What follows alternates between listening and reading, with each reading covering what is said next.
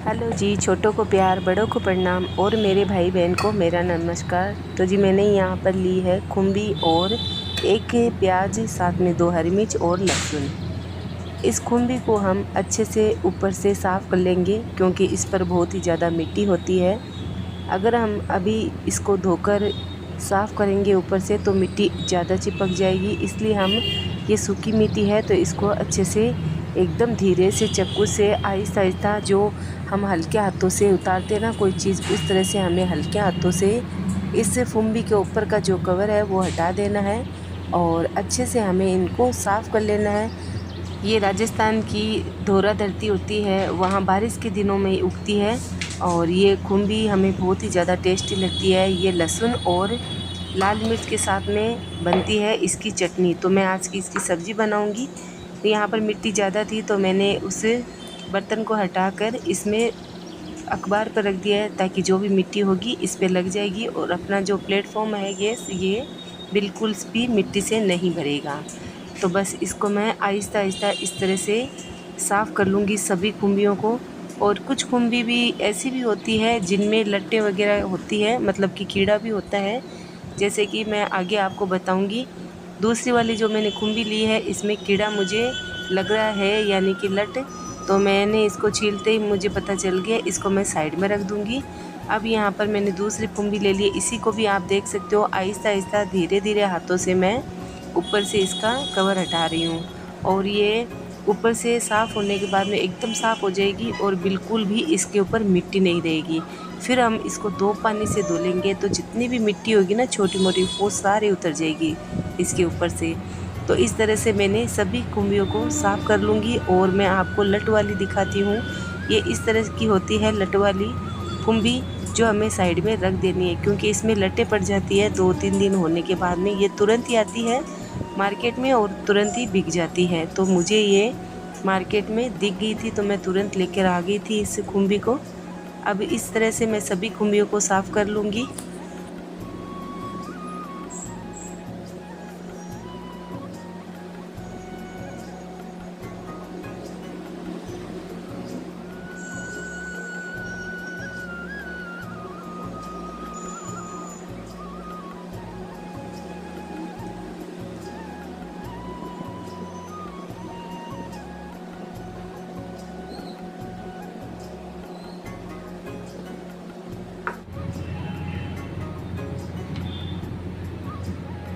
तो आप देख सकते हो सभी खुम्बियों को मैंने साफ़ कर लिया है अच्छे से। अब इनको मैं 2 पानी से धो लूँगी।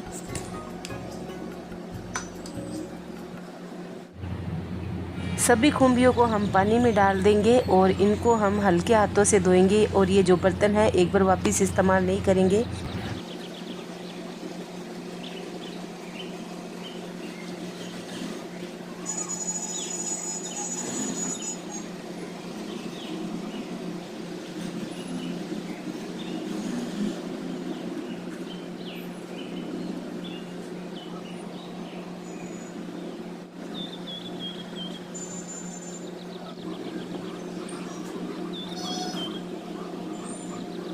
खुम्बियों को मैंने अच्छे से धो लिया है 2 पानी में और साफ़ बर्तन में रखा है। यह हमारी एकदम सफ़ेद खुम्बियाँ हो चुकी है और पूरी मिट्टी अच्छे से उतर चुकी है। अगर 2 पानी से नहीं उतरे अच्छे से मिट्टी तो आप 3 पानी से धो लीजिएगा, लेकिन इनको अच्छे से धोना और साफ़ करना बहुत ही ज़्यादा ज़रूरी है। अब इन खुम्बियों को हमने काट लेना है। तो मैंने एक साफ़ थाली सूखी ली है, इस पर मैं एक साइज़ की खुम्बी काट कर रख रही हूँ।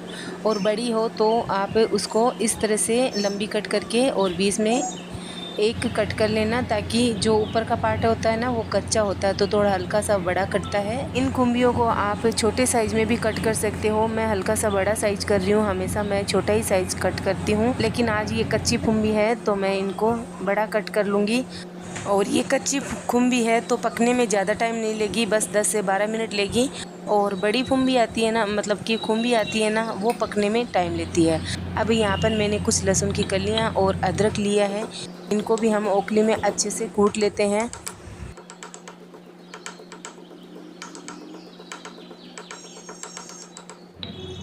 लहसुन और अदरक को अच्छे से कूट लिया है। अब यहाँ पर हम इन खुम्बियों में डालेंगे लाल मिर्चों का पाउडर 1.5 चम्मच, मतलब 1 और आधा चम्मच। ये स्पाइसी वाली लाल मिर्च नहीं है, बस अच्छा सा कलर देने के लिए है। और साथ ही में 1 चम्मच बड़ा भरकर हम इसमें डाल देंगे धनिया का पाउडर, आधा चम्मच हल्दी का पाउडर हम आधा चम्मच ही डालेंगे क्योंकि इससे भी बहुत अच्छा कलर आ जाएगा इस खुम्बी में। टेस्ट के अनुसार नमक डाल देंगे और डाल देंगे इसमें 1 चम्मच जीरा पाउडर। ओखली में कूटा हुआ अदरक और लहसुन भी डाल दिया है। 1 चम्मच जितना चिली फ्लेक्स डाल देंगे और चिली फ्लेक्स डालने के बाद में इसमें 1 चम्मच जितना तेल डाल देंगे मूंगफली वाला। अब हमें इन सूखे मसालों को अच्छे से इसमें मिक्स कर लेना है। जैसे ही हम मसाले मिक्स करेंगे ये हल्का हल्का पानी छोड़ने लग जाएंगे खुम्बी। मसालों में नमी आने की वजह से खुम्बियों के अंदर चले जाएगा इनका मसाला और इनका टेस्ट, इसलिए अभी हम मिक्स करके रख रहे हैं।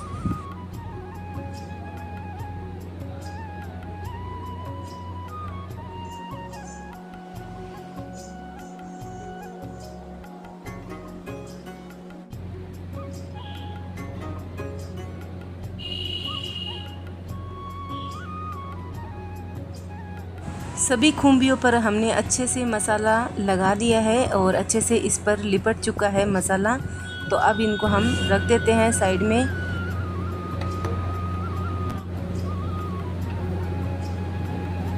और अब यहाँ पर मैं ले रही हूँ 2 हरी मिर्च और 1 मीडियम साइज़ का कटा हुआ प्याज। प्याज को हमने बारीक काट लेना है।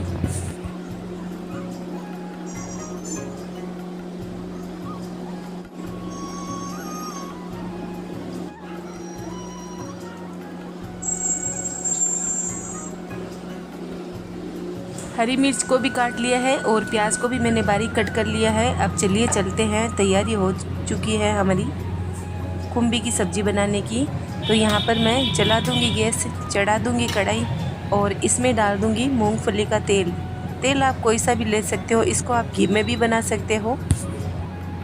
तेल गरम हो गया है तो मैंने आधा चम्मच इसमें जीरा डाला है और जीरा जब हमारा ब्राउन कलर का हो जाए और अच्छा से चटक जाए तब इसमें हम 1 तेज़पत्ता, 1 दालचीनी का टुकड़ा और 3 से 4 लाल मिर्च साबुत डालेंगे तड़के में।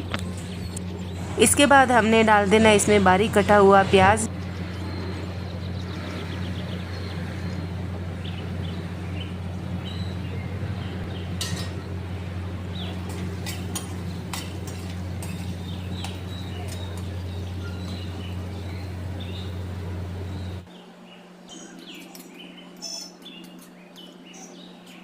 प्याज का अच्छा सुनहरा कलर आ गया है, गोल्डन ब्राउन। तो अब हम इसमें डाल देंगे कटी हुई हरी मिर्च जो हमने काट कर रखी थी, वही डाल रही हूँ। और इसके बाद में डाल देंगे हम थोड़ा सा लहसुन और अदरक पिसा हुआ। अदरक और लहसुन अभी हम डालेंगे तड़के में तेल में भुनने के लिए, तो इसका फ्लेवर बहुत ही अच्छा निखर कर आएगा। और अब हमें 2 मिनट इन हरी मिर्च और लहसुन को अच्छे से भून लेना है तेल में, इसी तरह चलाते हुए चम्मच से।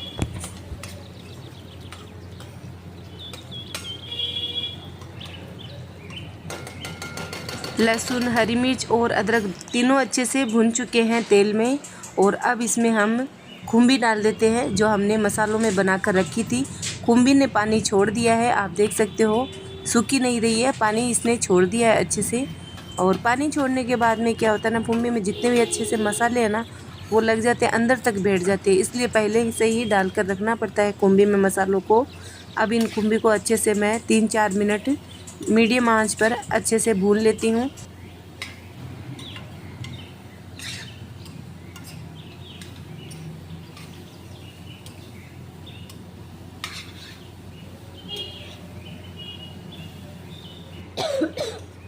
खुम्बी को अच्छे से भूनते हुए मुझे 3-4 मिनट हो चुके हैं और अच्छी सी ये भून चुकी है। और इसमें आप देख सकते हो मसालों ने कितना अच्छा कलर छोड़ा है। अब इसमें मैं थाली का खंकोल कर मसाले वाला पानी भी डाल दूंगी। इसी के साथ आधा चम्मच गरम मसाला पाउडर डाल देंगे। और गरम मसाला पाउडर डालने के बाद में अच्छे से इसको हम इसमें मिक्स कर देते हैं मसालों के साथ में। भी जब तक अच्छे से तेल नहीं छोड़ते, अच्छे से नहीं पके, तब तक हमें इसी तरह 2 से 3 मिनट ढक्कन लगाकर पकाना होगा लो फ्लेम पर। खुम्बी ने अच्छे से तेल छोड़ना चालू कर दिया है और अच्छे से ये छूट भी चुका है तेल, आप देख सकते हो। अब इसमें हम गर्म पानी डाल देंगे ज़रूरत के अनुसार। अगर आपको 2 गिलास डालना है तो 2 गिलास डाल सकते हो। अगर आपको चिपचिपी खानी है तो उस टाइप से भी बना सकते हो। और आपको अगर बिना पानी के बनाकर खानी हो तो जैसे अभी तेल छोड़ा उस वाली चटनी बनाकर रख सकते हो फ्रीज़ में। अब इसके ऊपर हम ढक्कन लगा देते हैं 4 से 5 मिनट के लिए धीमी आंच पर, और तब तक हम यहाँ पर हरा धनिया को साफ़ कर लेते हैं।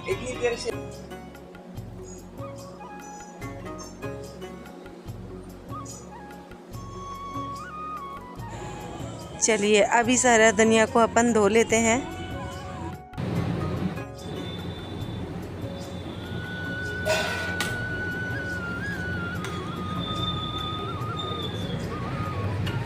हमारी राजस्थानी खुम्बियों की सब्ज़ी बनकर तैयार है, आप देख सकते हो।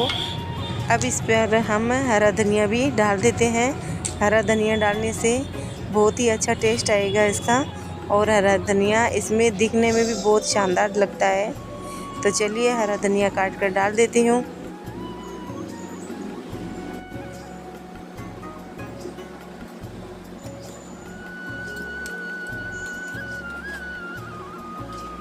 इस खुम्बियों के साग में आप चावल, गेहूं की रोटी या फिर पराठा, ये तीनों खा सकते हो। चावल के साथ में भी बहुत ही टेस्टी लगेगी ये सब्ज़ी। तो मैं यहाँ पर गेहूं की रोटियाँ बना रही हूँ। अब इसके ऊपर ढक्कन लगा देंगे और यहाँ पर मैं गेहूं की रोटियाँ बनाने लग गई हूँ।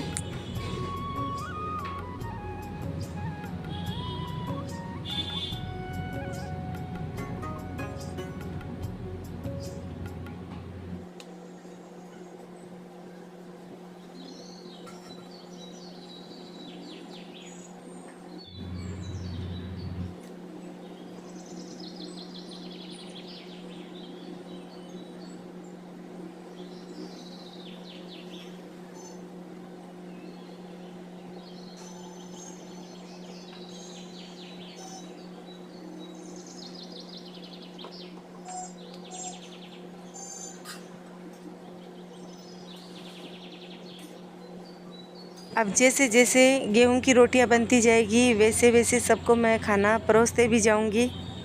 तो यहाँ पर मैंने थाली भी परोस दी है।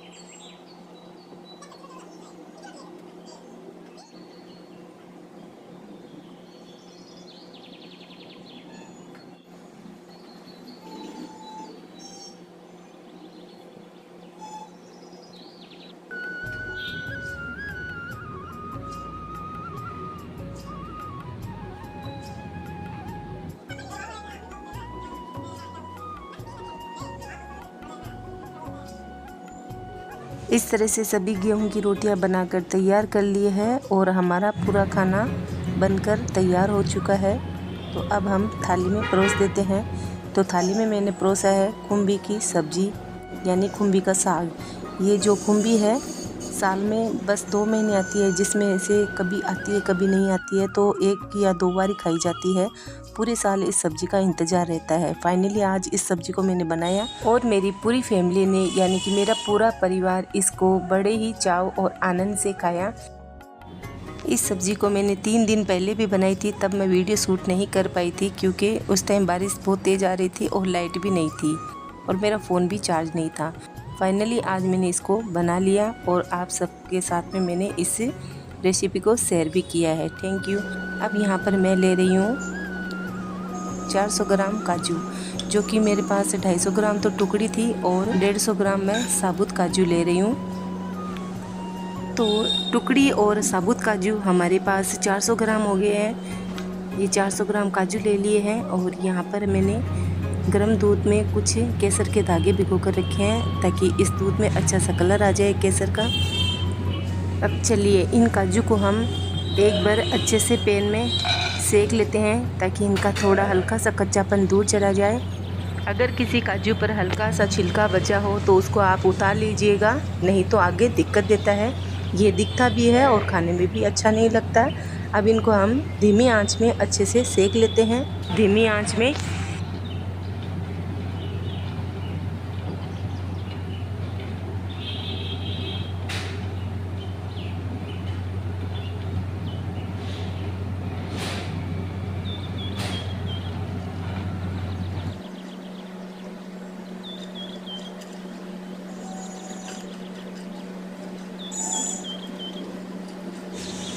काजू को मुझे सेकते हुए 2 मिनट हो चुके हैं और ये इनका जो कच्चापन है अंदर से वो चला गया है धीमी आंच में। अब इन काजू को मैं ठंडा होने के लिए छोड़ देती हूँ। 5 मिनट हो गए हैं, काजू हमारे ठंडे हो चुके हैं। तो अब हम इसको इस मिक्सर जार में डाल लेते हैं।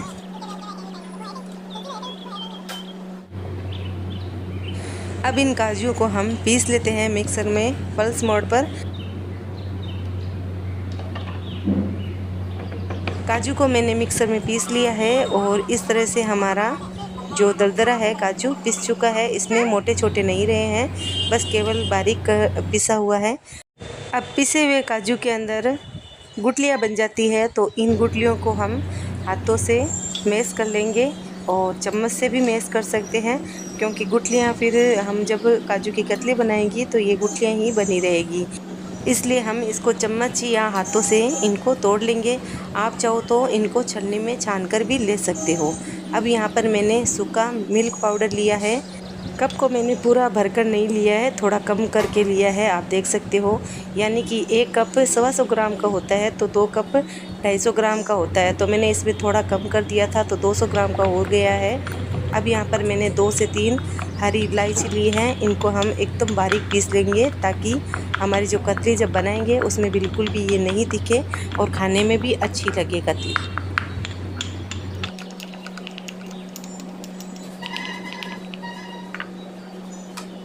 हरी इलायची को मैंने पाउडर टाइप से पीस लिया है और अब इसमें हम डाल देते हैं।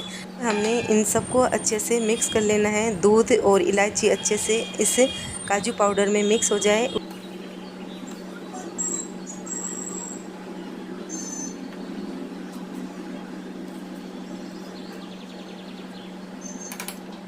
पाउडर, दूध और इलायची को अच्छे से मैंने मिक्स कर दिया है।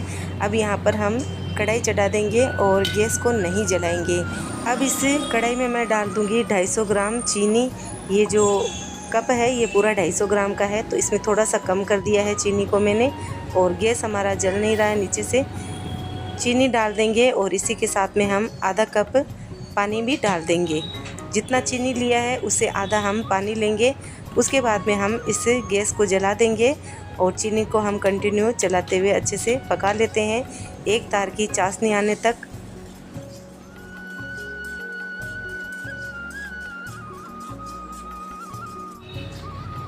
चीनी में अच्छा सा उबाल आ गया है। अब इसमें हम 1 से 2 चम्मच दूध डाल देंगे ताकि चीनी में जो भी छोटी मोटी डस्ट हो उसको हम बाहर निकाल पाएँ। दूध डालने के बाद में जब अच्छे से एक उबाल आ जाए तो पूरा डस्ट ऊपर आ जाएगा और हम किसी चम्मच से निकाल लेंगे बाहर साइडों से।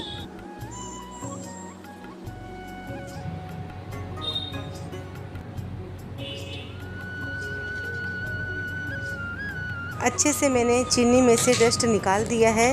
साइडों में जितना भी डस्ट है वो निकल गया है। अब हम इस चीनी को अच्छे से पका लेंगे। जब तक ये एक तार की चाशनी नहीं बने तब तक हम इसी तरह से पकाते रहेंगे। तो आपको मैं दिखा देती हूँ, एक तार की चाशनी इस तरह से बनी है हमारी। और इस तरह से बन जाए चाशनी तो हमें गैस को बंद कर देना है। आप देख सकते हो एक तार की चाशनी जो है हमारी मोटी बनी है तार। गैस को मैंने बंद कर दिया है। अब गैस को बंद कर देने के बाद में हमने जो काजू में पाउडर और इलायची मिक्स की थी वो हम पूरा इसमें पाउडर डाल देंगे। और गैस की फ्लेम को हमें बंद ही रखना है, गैस बिल्कुल भी नहीं चालू करना है। और जैसे ही हम इसमें पाउडर डाल देंगे काजू का, उसके बाद में हम केसर वाला ये दूध भी डाल देते हैं। इससे हमारी कतली का कलर बहुत ही अच्छा आएगा। अब हम तुरंत ही इसको अच्छे से मिला देंगे, नहीं तो इसमें गुठलियाँ पड़ जाएगी काजू पाउडर में। तो तुरंत हम इसको अच्छे से मिला लेते हैं।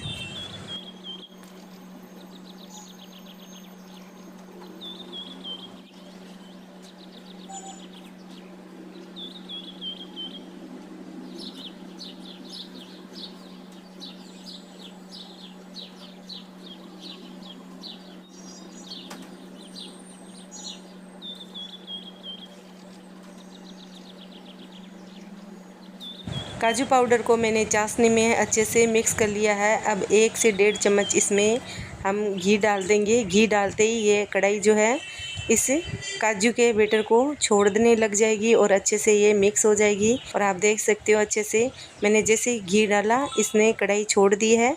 अब ये नीचे से चिपक नहीं जाए, कढ़ाई हमारी गर्म है तो हमने एक प्लेट पर घी लगा दिया है और इसको हमने निकाल लिया है कढ़ाई से। जितना भी चम्मच पे हमारे चिपका है अभी उतार लेंगे क्योंकि ये गर्म है तो अच्छे से पूरा चम्मच से उतर जाएगा। अब मैं आपको हाथ में लेकर दिखा रही हूँ कि जब हम हाथों से इस तरह से लेंगे और गोल गोल करेंगे हाथों पर बिल्कुल भी नहीं चिपकेगा, यानी कि ये हमारी कतली अच्छी बनकर तैयार हो जाएगी।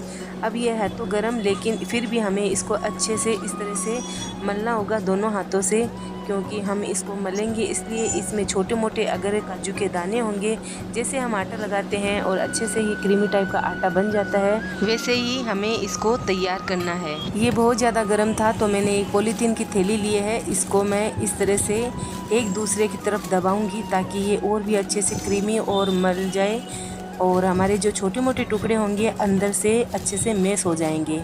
तो हमें इसको 5 मिनट तक कंटिन्यू इसी तरह से मलना होगा। पॉलीथीन की थैली से आराम से अच्छे से मल जाएंगे और जब हम इसको बेलन से बेलेंगे तब ये आराम से गोल गोल हमारा बड़ा रोटी के जैसे बना लेंगे इसको।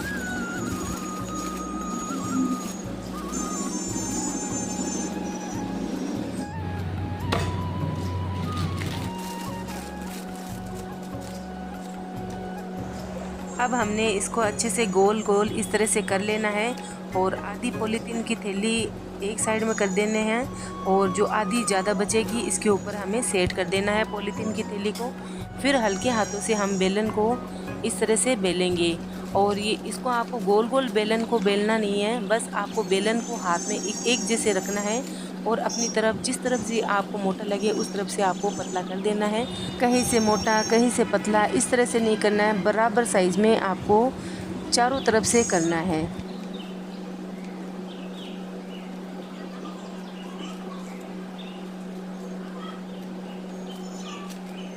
आप देख सकते हो एकदम गोल रोटी के जैसे मैंने बेल लिया है। अब इसके ऊपर मैं चांदी का वर्क लगा दूंगी। आपके पास हो चांदी का वर्क तो लगा दीजिएगा, नहीं हो तो कोई ज़रूरी नहीं है। मेरे पास ये पड़ा था तो मैंने लगा दिया था, बस ये दिखने में अच्छी लगे इसलिए मैंने लगाया है। अब यहाँ पर मैं केसर के दूध के छांटे लगा रही हूँ ताकि इससे हमारे ऊपर का जो कतली है बहुत ही सुंदर दिखे, शानदार दिखे। अब इसको हम 5 मिनट के लिए फ़ैन चालू करके रख देते हैं।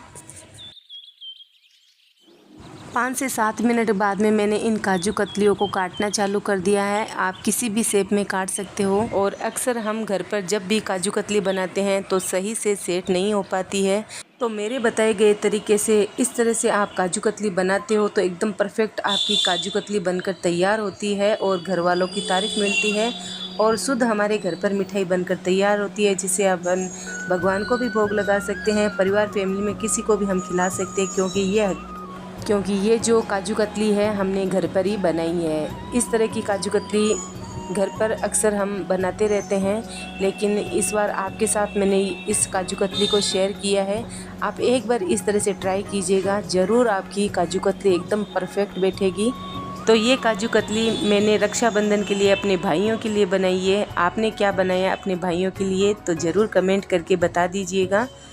अब आप देख सकते हो ये जो हमारी काजू कतली है बिल्कुल भी नहीं चिपक रही है, नीचे से आराम से उतर रही है। एक एक करके आप सभी काजू कतली को उठाओगे ना तो पूरी की पूरी काजू कतली आपकी एक एक हाथों से उठेगी और आप इसको जब भी खाओगे ना तो हमेशा आप इस मिठाई को याद करोगे। एक बार नहीं 2 बार, हर बार इसी को बनाना पसंद करोगे।